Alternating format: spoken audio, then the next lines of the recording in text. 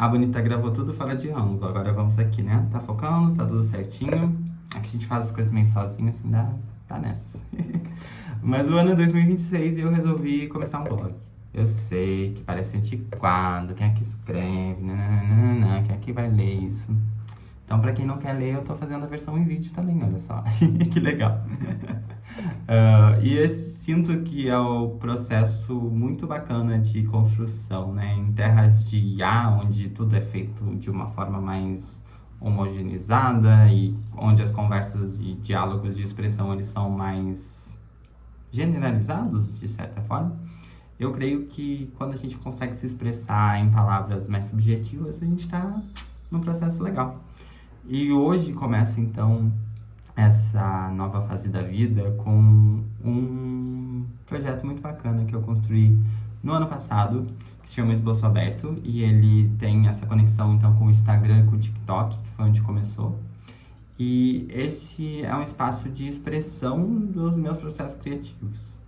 Ele começou de uma forma, tá caminhando para um lugar de união de tudo que vem dentro dessa cabecinha.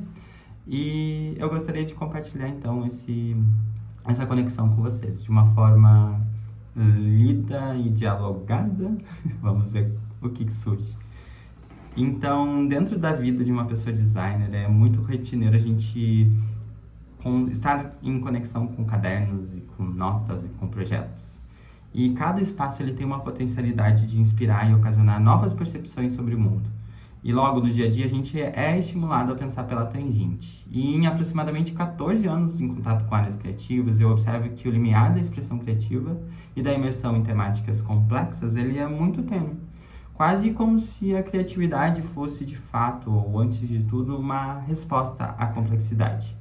E tudo muito lindo, tudo muito bom, mas onde é que eu, Augusto, encontro o Esboço Aberto? Por muito tempo eu carreguei o receio de me rotular como uma pessoa designer. Isso pelo fato de transitar entre diferentes áreas de trabalho que contemplavam desde a direção de arte, o desenvolvimento de interfaces digitais, que é algo que eu faço hoje, a pesquisa aplicada ao design, ou ainda a coordenação de projetos e o magistério. Então, muitas coisas diferentes, mas que me aproximaram da indústria criativa em geral e, ao mesmo tempo, me colocaram nesse lugar de questionamento sobre a minha própria atuação. Mesmo com uma trajetória construída ao longo da minha carreira, eu não me senti especialista.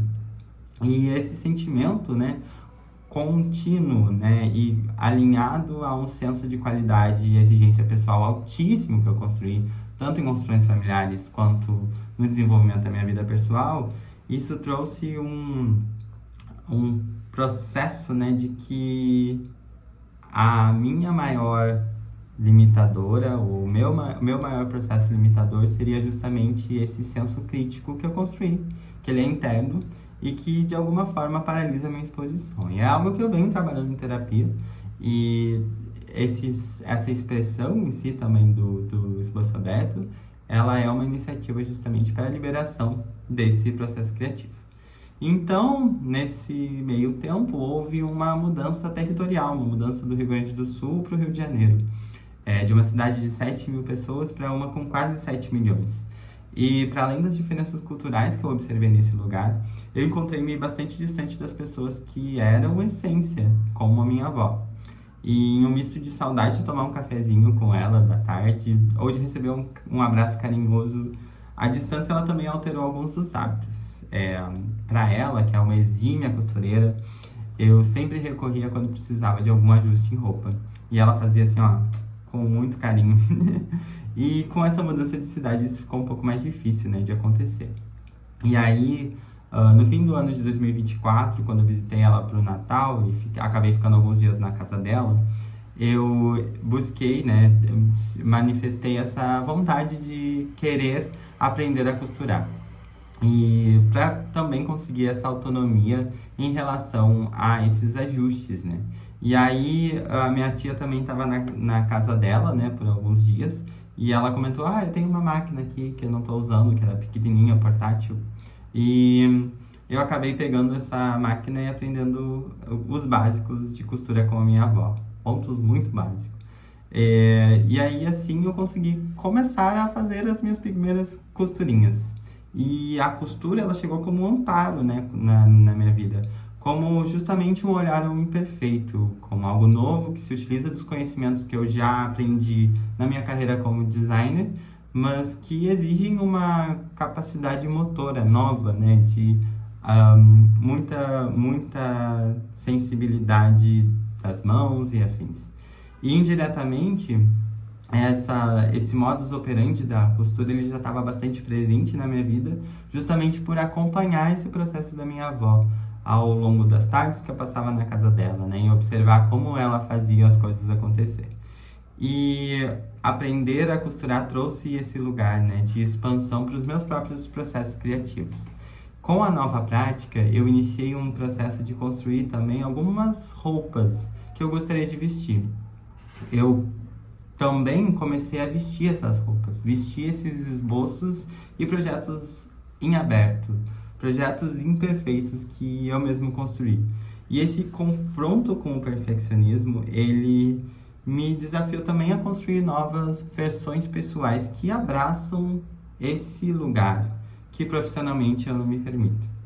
Expandindo assim os meus próprios limites criativos, né? Quebrando uma barreira do projeto perfeito. A minha avó talvez não imaginasse o quão importante esse processo se tornaria, que esse despertar do esboço aberto me fez rever uma complexidade que habita em mim, que o olhar direcionado a uma nova prática possibilitaria identificar uma nova forma de expressão. É uma identificação de que os processos criativos se fazem presentes independentemente do tipo de projeto. E nesse mergulho foi engraçado observar que os sistemas complexos que eu observo no trabalho interagem com o esboço de vida, ou ainda com o movimento maluco que eu faço lá no Pilates. Ao fim dessa reflexão, eu identifico que um esboço aberto é um espaço de expressão da minha própria complexidade, em um olhar que antes eu segregava as diferentes caixinhas que compunham a minha vida, mas que hoje eu busco essa integração do que parecia desassociado. Isso se torna um pequeno ecossistema, uma versão que observa as complexidades dos sistemas complexos, as versões que viram de cabeça para baixo, as versões que vestem uma roupa com um gostinho de eu que fiz, ainda que seja um esboço, ou até mesmo a versão minha que constrói uma camisa que eu gostaria de vestir. Todas essas unidades, elas existem em um lugar, e esse lugar é justamente o esboço aberto.